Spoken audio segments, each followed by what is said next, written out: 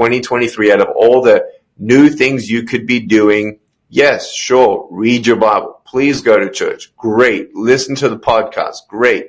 But would you just write down your testimony and give God thanks that you actually got saved, and then start praying daily for the people that you love who don't know Jesus? When was the last time you prayed for your first cousin? Did you actually pray for your work colleague? This is what I'm talking about. There are people who say, oh, God bless you, love you. Oh, okay, I'll pray for you. I'm praying for you.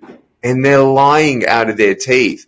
I feel like this is the moment, 2023, for your decision. There's a T intersection where you're going to double down with Jesus. You don't need to be an evangelist or an ordained minister to preach the gospel.